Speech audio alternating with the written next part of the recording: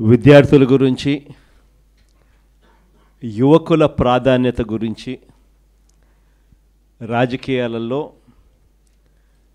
భవిష్యత్తు గురించి నిజంగా ఎక్కడైనా కూడా కల్ముషం లేని రాజకీయాలు ఎక్కడైనా స్టార్ట్ అయ్యేటి ఎక్కడైనా ఉంటే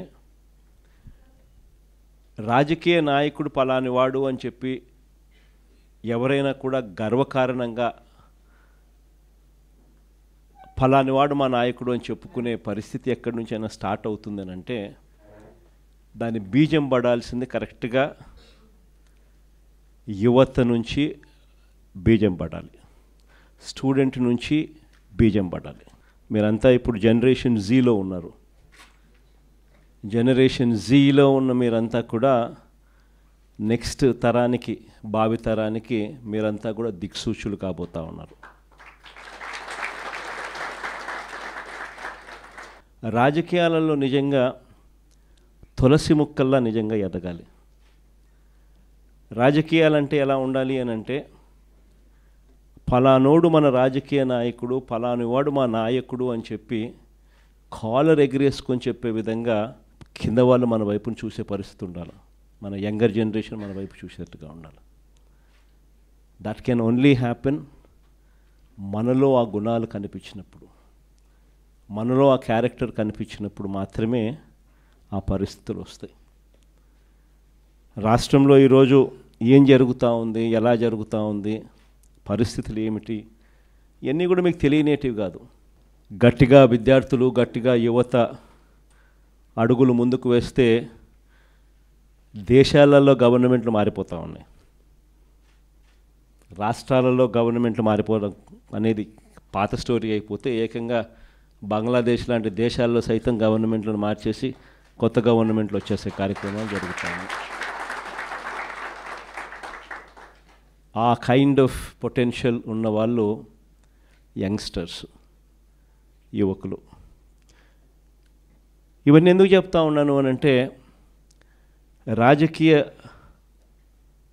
సిచ్యువేషన్లో ఈరోజు ఆంధ్ర రాష్ట్రం గురించి మరీ ముఖ్యంగా, నేను దేశం గురించి పెద్ద మాట్లాడదలుచుకోలేదు కానీ రాష్ట్రం గురించి అయితే మాత్రం ఖచ్చితంగా ఏం జరుగుతూ ఉంది అనేది మనం అంతా కూడా ఇదే రాష్ట్రంలో ఉన్నాం కాబట్టి, ఇది రాష్ట్రం మనది కాబట్టి, మన రాష్ట్రం బాగుండాలని మనం అంతా ఆరాట పడుతున్నాం కాబట్టి ఈ రాష్ట్రంలో రాజకీయ పరిణామాలను మనం గమనించాల్సిన అవసరం ఉంది. అసలు ఈరోజు ఒక యంగ్స్టర్ రేపొద్దున గొప్పగా ఎదిగి భావి ప్రపంచంతో పోటీపడి ఉద్యోగాలన్నది తాను సంపాదించుకునే పరిస్థితిలో అవలీలగా సంపాదించుకునే పరిస్థితులకి తాను పోగలిగే పరిస్థితి ఉందా లేదా అన్నది ఏ యంగ్స్టర్కైనా కూడా ఫస్ట్ అడగాల్సిన ప్రశ్న మన మనస్సాక్షిని. ఇది జరగాలి అని అంటే ఓవర్ నైట్ జరిగే పరిస్థితి కాదు. ఒక ప్రణాళికాబద్ధంగా ఒక లీడర్ అనే వ్యక్తి, ఒక నాయకుడు అనే వ్యక్తి తాను వేసే ప్రతి అడుగు కూడా ఈరోజు ఒక అడుగు వేస్తే అది చెట్టు కావడానికి, ఈరోజు వేసే విత్తనం ఒక చెట్టు కావడానికి, ఆ విజన్ ట్రాన్స్లేట్ కావడానికి 10-15 సంవత్సరాలు మినిమం పడుతుంది. కానీ ఆ 10-15 సంవత్సరాల తర్వాత ఈరోజు వేసే విత్తనం కన్నా సరిగ్గా వేయకపోతే, ఈరోజు వేసే విత్తనం కన్నా సరిగ్గా కరెక్ట్ అయిన విత్తనం వేయకపోతే మాత్రం 10 సంవత్సరాలు 15 సంవత్సరాల తర్వాత కూడా మన బ్రతుకులు మారవు, ఇదే మాదిరిగానే ఉంటాం. మనం లీడర్లుగా కాబోతా ఉన్నప్పుడు మనం చేయాల్సింది ఏమిటి అని అంటే అలాంటి విత్తనాలు వేసే ఆలోచనలు మన బుర్రలో కదలాలి. ఈరోజు విద్యారంగం చూస్తే మన ప్రభుత్వ హయాంలో ఎలాంటి అడుగులు పడ్డాయి, మన ప్రభుత్వం పోయిన తర్వాత ఈ 18 నెలల కాలంలో ఎలాంటి అడుగులు పడతా ఉన్నాయని చెప్పి ఒకసారి గమనించాల్సిన అవసరం చాలా ఉంది.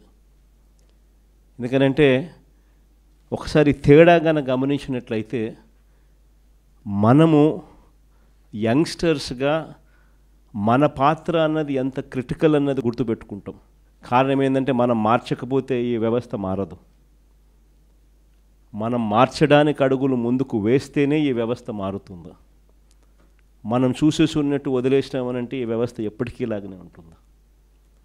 మొట్టమొదటిసారిగా అడుగులు పడింది నిజంగా మన టైంలో పడ్డాయని చెప్పి మాత్రం నేను గర్వంగా చెప్పగలుగుతా. ఎందుకంటే ప్రతి అడుగు కూడా ఫస్ట్ క్లాస్ చదువుతా ఉన్న పిల్లోడి దగ్గర నుంచి కేజీ నుంచి పీజీ దాకా, కేజీ నుంచి ఆ పిల్లాడు గ్రాడ్యుయేషన్ అయ్యేదాకా ఆ పిల్లాడికి ఎలాంటి చదువులు ఉండాలి, ఎలాంటి భావితరంతో తాను పోటీ పడే పరిస్థితి వస్తుంది, ఆ పోటీలో తాను ఎలా నిలబడగలుగుతాడు, ఆ పోటీలో తాను నిలబడమే కాకుండా ఆ పోటీలో తాను విజయం సాధించాలి అని చెప్పి ఆలోచన చేసిన వ్యక్తులము ఒక్క వైఎస్ఆర్సీపీ ప్రభుత్వంలో మన హయాంలో మాత్రమే జరిగింది. మామూలుగా స్టూడెంట్స్ గురించి ఏ నాయకుడు, ఏ రాజకీయ నాయకుడు ఆలోచన చేయడు, ఎందుకంటే వాళ్ళకు ఓటు హక్కు లేదు కదా అనేది ఫస్ట్. కానీ వాళ్ళే రేపొద్దున భవిష్యత్తు అని ఆలోచన చేయగలిగిన వాడు మాత్రమే రాజకీయ నాయకుడు కాదు, లీడర్ అవుతాడు. అలాంటి అడుగులు పడింది వైఎస్ఆర్సీపీ అని నేను గొప్పగా చెప్పగలుగుతా. మొట్టమొదటి అడుగులు ఇంగ్లీష్ మీడియం వైపుల అడుగులు పడ్డాయి. బడులు మార్చాలి, గవర్నమెంట్ బడులలో చదివే పిల్లలు కాంపిటేటివ్గా ఒక ఆస్పిరేషన్గా ఎవరైనా కూడా why should anybody go to Narayana, why should anybody go to Chaitanya, why should anybody go to any private పెద్ద స్కూలు. మన గవర్నమెంట్ స్కూళ్ళు ఎందుకు అలా లేవు, మన గవర్నమెంట్ స్కూళ్ళు ఎందుకు ప్రైవేట్ స్కూళ్ళతో పోటీ పడే పరిస్థితి ఎందుకు లేదు, గవర్నమెంట్ స్కూళ్ళ ప్రైవేట్ స్కూళ్ళతో పోటీ పడే పరిస్థితి వచ్చినప్పుడు, లేదా ప్రైవేట్ స్కూల్సే గవర్నమెంట్ స్కూల్స్తో పోటీ పడే పరిస్థితి తీసుకొచ్చినప్పుడు అప్పుడు పేదవాడి జీవితం బాగుపడుతుంది అన్నది మొట్టమొదటి సీడ్ అక్కడి నుంచి పడింది. ఆ సీడ్లో భాగంగా వేగంగా అడుగులు మార్చాం. మొట్టమొదటిసారిగా ఇంగ్లీష్ మీడియం తీసుకొచ్చాం, mandatory English medium, compulsory English medium స్కూల్స్గా ఇంగ్లీష్ మీడియం స్కూల్స్ మార్చాం. 3వ తరగతి నుంచే టోఫుల్ను ఒక పీరియడ్గా తీసుకొచ్చినాం. 3వ తరగతి నుంచే సబ్జెక్ట్ టీచర్ కాన్సెప్ట్స్ని తీసుకొచ్చినాం.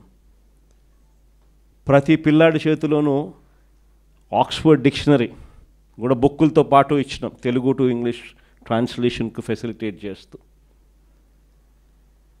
ప్రతి పిల్లాడికి కూడా 8వ తరగతికి వచ్చేసరికి ట్యాబులు చేతిలో పెట్టి ఆ పిల్లాడిని గొప్పగా ప్రైవేట్ స్కూల్స్తో కన్నా ఇంకా బెటర్ ఎడ్యుకేషన్ ఇచ్చే విధంగా అడుగులు వేయించే కార్యక్రమం చేసాం. ఇంగ్లీష్ మీడియం కాదు, సిబిఎస్ఈ కాదు, ఏకంగా ఐబీని తీసుకొచ్చి మన గవర్నమెంట్ స్కూల్లో మన పిల్లలకు పరిచయం చేసినాం. ఐబీ వాళ్ళు జెనీవా నుంచి వచ్చి మన స్టేట్ గవర్నమెంట్తో పనిచేయడం మొదలుపెట్టారు. 2025 first class, 2026 second class, 2027 third class and so on and so fourth పెట్టుకుంటూ 2035కి వచ్చేసరికి మన పిల్లలు 10th క్లాస్ ఎగ్జామ్ ఐబీలో రాసే విధంగా ఐబీ జెనీవా వచ్చి స్టేట్ గవర్నమెంట్తో పనిచేయడం మొదలుపెట్టింది. ఎందుకు ఇవన్నీ జరిగాయి? కారణం ఏమిటి అని అంటే, ఆ స్థాయి ఎడ్యుకేషన్ కానీ మన పిల్లలకు కానీ మనం కానీ ఇవ్వగలిగితే, మన పోటీ అనేది మన ఆంధ్ర కాదు, మన పోటీ అనేది ప్రపంచం మొత్తము తో మన పిల్లలు పోటీ పడేటప్పుడు ఆ ప్రపంచంతో పోటీ పడే చదువులు మన పిల్లలకు అక్కడి నుంచి స్టార్ట్ అవుతున్నాయా లేదా అన్నది ది మోస్ట్ ఇంపార్టెంట్ ఆస్పెక్ట్ అవుతుంది. అక్కడి నుంచి వ్యవస్థను మార్చుకోవచ్చు. సరే, గోరుముద్ద ఇటువంటి అన్నీ కూడా చిన్న చిన్న మార్పులే అయినా కూడా నాడు నేడుతో శ్రీకారం చుట్టి అమ్మఒడి అనే పథకంతో పిల్లలను బడికి పంపించేదానికి తల్లులను మోటివేట్ చేస్తూ 75% అటెండెన్స్ను కూడా ఖచ్చితంగా మ్యాండేటరీగా తీసుకొస్తూ అక్కడి నుంచి స్టార్ట్ చేసిన మార్పులు అలా ముందుకు పోతూ హైయర్ ఎడ్యుకేషన్లోకి కూడా తీసుకుని పోయాం. మొట్టమొదటిసారిగా హైయర్ ఎడ్యుకేషన్లో జాబ్ ఓరియంటెడ్ కరికులంను తీసుకొచ్చింది ఒక వైఎస్ఆర్సీపీ హయాంలోనే తీసుకొచ్చినాం. మొట్టమొదటిసారిగా మన చదువుల్లో లేనిదేమిటి, వెస్ట్రన్ చదువుల్లో అడ్వాన్స్డ్ కంట్రీస్లో ఉన్న చదువుల్లో ఉన్నదేమిటి అని మొట్టమొదటిసారిగా బేరీజు వేశాం. అక్కడ ఉన్న కోర్సులు ఇక్కడ ఎందుకు లేవు, ఎందుకు డిగ్రీ అన్నది ఇక్కడ నామకే వాస్తే చదువుగా ఉంది, ఎందుకు అక్కడ డిగ్రీ అనేది ఎందుకు వాల్యూ అనేది ఉన్నది అని చెప్పి అసెస్మెంట్ జరిగింది. ఎడెక్స్ అని చెప్పి ఒక సంస్థని తీసుకొని వచ్చి ఐవీ లీగ్ కాలేజెస్ అంటే ఈ స్టాన్ఫర్డు, ఎంఐటి, ఇవే కాకుండా ఎల్ఎస్సి ఇటు పెద్ద పెద్ద యూనివర్సిటీస్ అన్నిటితో కూడా వాళ్ళ ఆన్లైన్ వాళ్ళ చదువులు, వాళ్ళ సర్టిఫికెట్లు, వాళ్ళ డిగ్రీలు మన కోర్సులో కరికులంలో భాగం చేస్తూ సర్టిఫికెట్లు కూడా వాళ్ళ దగ్గర నుంచి వచ్చేట్టుగా, క్రెడిట్స్ వాళ్ళు ఇచ్చేట్టుగా భాగస్వాములను చేస్తూ ఎడెక్స్ ద్వారా మన డిగ్రీలో కరికులంలో ఆన్లైన్ ద్వారా పార్ట్ చేస్తున్నాం. ఇది మొట్టమొదటి మార్పు. డిగ్రీలో క్వాలిటీ ఇంప్రూవ్ చేస్తూ మొట్టమొదటిసారిగా డిగ్రీలో మ్యాండేటరీ ఇంటర్న్షిప్ తీసుకొచ్చినాం. మొట్టమొదటిసారిగా డిగ్రీకి వాల్యూ ఇస్తూ చదువులు ఉండేట్టుగా కాలేజీలన్నీ కూడా ఖచ్చితంగా నాక్ రిజిస్ట్రేషన్ వైపు అడుగులు వేయించాం. మనం రాకమునుపు ఎన్ని కాలేజీలు తెలుసా నాక్ రిజిస్ట్రేషన్ ఉండేది? 257 కాలేజీలు 2019 నాటికి నాక్ రిజిస్ట్రేషన్లో ఉంటే, మనం వచ్చిన తర్వాత నాక్ రిజిస్ట్రేషన్ కాలేజీలు 2024 ఫిబ్రవరి నాటికల్లా 437 కాలేజీలకు తీసుకొని పోయినాం. క్వాలిటీ ఆఫ్ ఎడ్యుకేషన్ను ఇంప్రూవ్ చేస్తూ, ఇదొకటే కాకుండా ఈ చదువులు చదివించే విషయంలో ఏ పేదవాడైనా కూడా చదువులు చదువుకునే దానికి అప్పుల పాలయ్యే పరిస్థితి రాకూడదు. ఏ కుటుంబమైనా కూడా తన పిల్లల్ని చదివించడం భారం అని చెప్పి ఏ తల్లి తండ్రి కూడా ఫీల్ కాకూడదు. ఏ తల్లి తండ్రి కూడా అప్పుల పాలై తమ పిల్లల్ని చదివించడం భారమై ఆ చదువులు మానేసే పరిస్థితిలోకి రాకూడదు అనే ఉద్దేశంతో మొట్టమొదటిసారిగా ఇంతకుముందు గవర్నమెంట్లో లేనిది పూర్తి ఫీజు రీయింబర్స్మెంట్ పథకాన్ని తీసుకొచ్చింది ఒక్క వైఎస్ఆర్సీపీ ప్రభుత్వంలోనే తీసుకొచ్చాం. దీనికోసం ఏకంగా 12,000 కోట్ల రూపాయలు ఉట్టి ఫీజు రీయింబర్స్మెంట్ పథకంలో మనం పెట్టిన ఖర్చు కేవలం విద్యా దీవెన అన్న ఒకే ఒక పథకం మీద 12,609 కోట్లు ఖర్చు చేసినాం. కేవలం విద్యా దీవెన అని ఒకే ఒక పథకం మీద. ప్రతి త్రైమాసికం అయిపోయే లోపల, ఈ త్రైమాసికం అయిపోయిన వెంటనే మళ్ళీ నెక్స్ట్ త్రైమాసికంలో పడేసరికే ఆ మంత్లో జనవరి, ఫిబ్రవరి, మార్చ్ అంటే ఏప్రిల్లో వెరిఫికేషన్ చేసి మేలో జనవరి, ఫిబ్రవరి, మార్చికి సంబంధించిన ఫీజులు తల్లుల ఖాతాల్లోకి వేసే కార్యక్రమం చేసాం.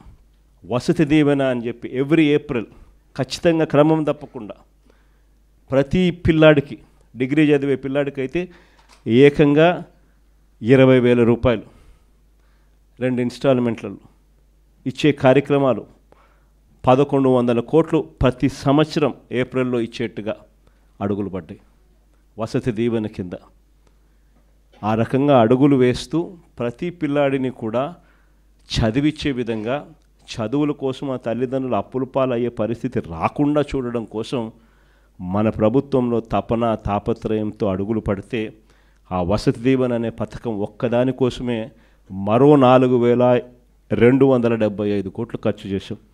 అంటే కేవలం విద్యా దీవెన, వసతి దీవెన అంటే హయ్యర్ ఎడ్యుకేషన్లో మన పిల్లలకు గొప్ప చదువులు చదవాలి, ఆ చదువుల కోసం తల్లిదండ్రులు అప్పుల పాలయ్యే పరిస్థితి రాకూడదు అని చెప్పి కేవలం ఈ 2 పథకాలు, సంపూర్ణ ఫీజు రీయింబర్స్మెంట్ పథకం విద్యా దీవెన అండ్ వసతి దీవెన, ఈ 2 పథకాల కోసమే ఏకంగా 16,800 కోట్ల రూపాయలు ఖర్చు చేసిన ప్రభుత్వం ఒక్క వైఎస్ఆర్సీపీ ప్రభుత్వమే చెప్తాను.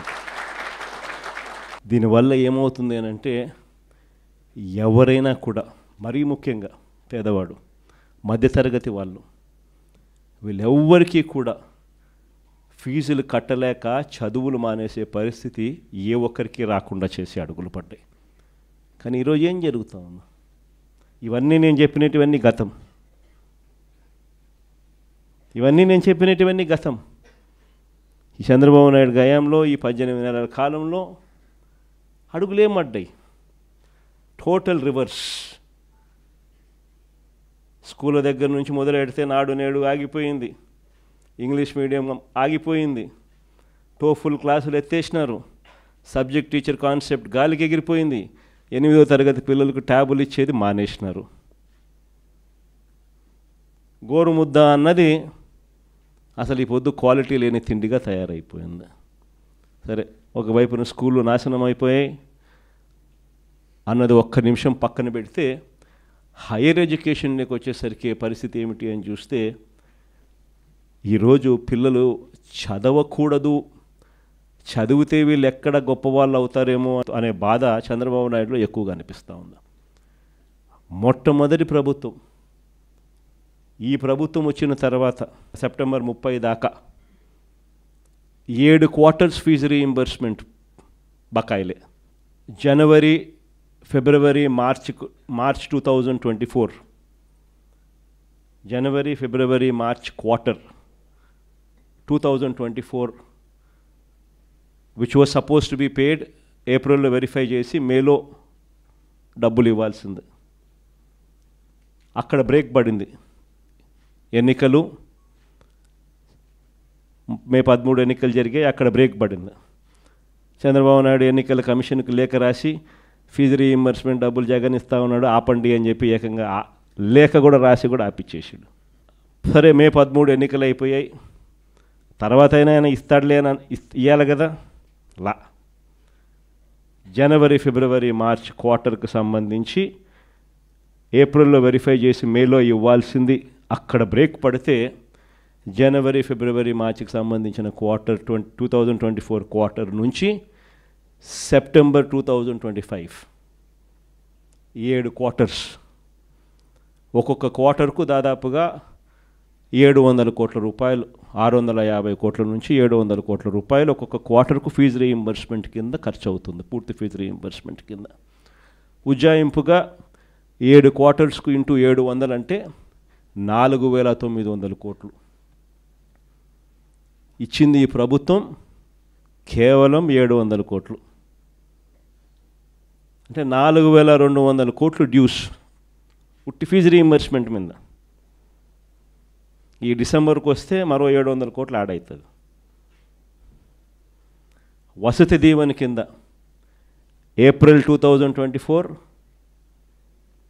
1,100 కోట్లు, ఏప్రిల్ 2025 మరో 1,100 కోట్లు, మరో 2,200 కోట్లు డ్యూస్. అంటే అదొక 4,000, ఇదొక 2,200, 6,200 కోట్లు పిల్లలకు చంద్రబాబు నాయుడు ఇవ్వాల్సింది ఇవ్వకపోవడంతో ఈరోజు పిల్లలు చదువులు మానేస్తూ ఉన్న పరిస్థితి, సర్టిఫికెట్లు రాని పరిస్థితి, తల్లిదండ్రులు గట్టిగా అడగలేని పరిస్థితిలో పిల్లలు ఉండరు. పిల్లల చదువుల కోసం తల్లిదండ్రులు అప్పులు చేస్తూ ఉన్న పరిస్థితి ఈరోజు రాష్ట్రంలో కనిపిస్తూ ఉంది. 6,200 కోట్ల రూపాయలు ఫీజు రీయింబర్స్మెంటు, వసతి దీవెన, విద్యా దీవెన కింద ఈరోజు బకాయిలు. ఇలాంటి పరిస్థితుల్లో పిల్లలకు తోడుగా వైఎస్ఆర్సీపీ పార్టీ నాయకత్వం తీసుకోకపోతే రేపొద్దున భవిష్యత్తులో పిల్లలకు చదువులు రావు, చదువులు మానేస్తారు. ఒక చిన్న ఎగ్జాంపుల్ చెప్తా, మీ అందరికీ కూడా తెలిసే ఉంటుంది, జీఈఆర్ రేషియో అని, గ్రాస్ ఎన్రోల్మెంట్ రేషియో అంటారు. అంటే నెంబర్ ఆఫ్ చిల్డ్రన్ ఇంటర్మీడియట్ తర్వాత హైయర్ ఎడ్యుకేషన్కి ఎంతమంది జాయిన్ అవుతున్నారు కాలేజీల్లో అనే లెక్క. 2018-19లో చూస్తే 27.86% మాత్రమే 2018-19లో జీఈఆర్ రేషియో ఉంటే 2023-24 వచ్చేసరికి మనం ఇవన్నీ చేసి తోడుగా నిలబడేసరికి ఏకంగా 37% అది పెరిగింది.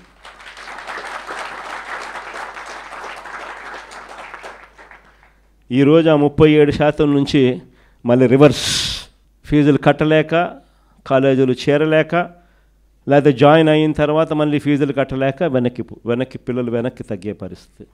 ఒకవైపున చదువుల పరంగా ఇంత దారుణమైన పరిస్థితిలో ఒకవైపున ఉంటే, మరోవైపున ఉద్యోగాల పరంగా, పిల్లల భవిష్యత్ పరంగా ఏ రకంగా ఈ ప్రభుత్వం అడుగులు వేస్తూ ఉంది అన్నది కూడా ఒకసారి గమనించినట్లయితే ఇక్కడ కూడా ఆశ్చర్యకరంగా విషయాలు కనిపిస్తాయి.